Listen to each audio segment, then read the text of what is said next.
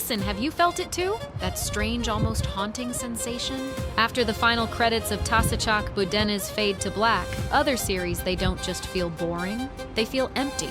It's as if you've spent your whole life drinking strong, burning coffee on the shore of a storm-tossed sea, and now someone is offering you nothing but colored sugar water. You turn on a new show.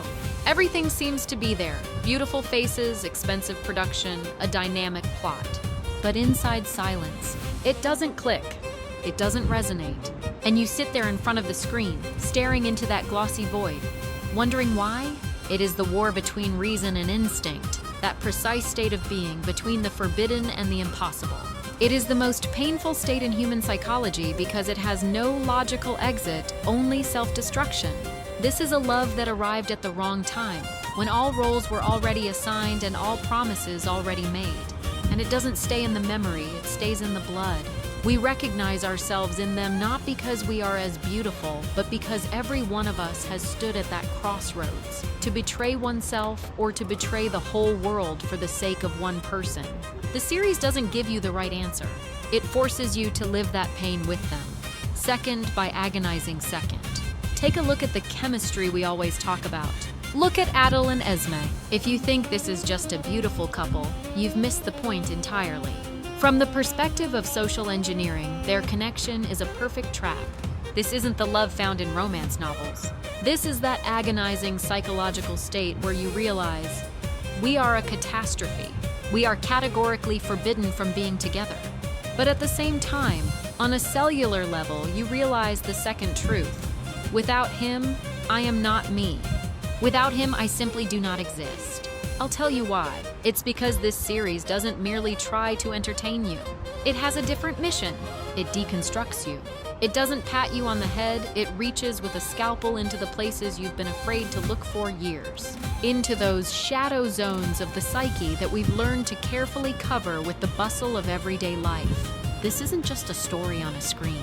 It's a mirror placed far too close to your face. Now let's move to the masterclass of social power play, Iso and Fadime. On the surface, it's a clash of titans. Status, money, influence, a constant dance of who can outmaneuver whom.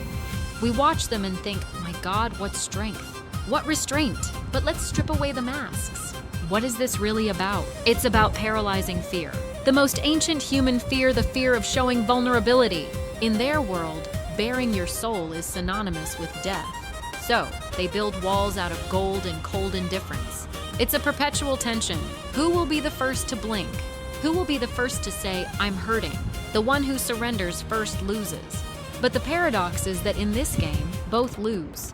Doesn't that feel familiar? Haven't you built those same barricades in your own life, fearing that if people knew the real you, they would reject you? Iso and Fadime are our collective fear of being weak, pushed to the absolute limit. And then we reach the point of no return, Oruç and Eleni. This is where the gloss disappears. This is where it becomes truly difficult to breathe. Many viewers ask, why? Why doesn't she just leave? But if you've ever been in the grip of a visceral obsession, you know the answer. This isn't the love 16-year-old girls dream about. This is the kind of love people try to run from, clawing their fingernails against locked doors only for their feet to lead them right back. It is the psychology of addiction. Sometimes leaving is 100 times harder than staying and continuing to slowly burn.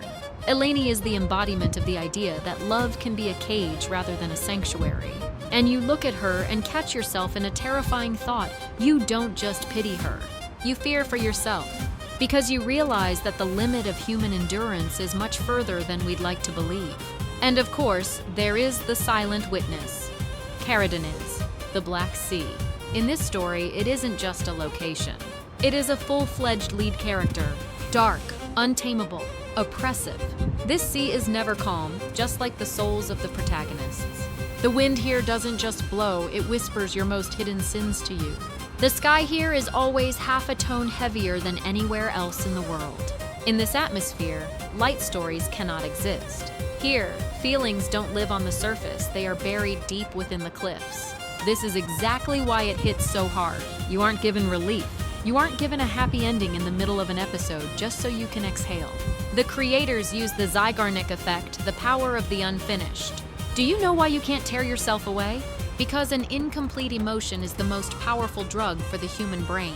You have a visceral need to live out this state with them, to push that inner spring until it snaps. Eventually, you stop being just a spectator with a cup of tea in your hands. You start arguing with Adil. You get angry at Iso. You find excuses for Oruç. Why? Because you are already inside. And when you see their gazes full of pain, when you see how desperately they hold on to the very things that are destroying them, you suddenly feel that electric jolt of recognition. I have felt this way too. Or even more dangerously, I wish I had the courage to feel this deeply. After Tashacak bu Deniz, ordinary life feels too flat, too predictable. The series has raised your emotional bar to a height where the air is thin, and now you can no longer feel halfway. You can no longer look at the world through the same eyes. So, here's my final question to you, be honest. Are you still waiting for new episodes because of the plot? Or is it for that single moment when the screen goes black and you sit there in the dark, realizing that you are still alive? That you are still capable of feeling this burning, unbearable, authentic life?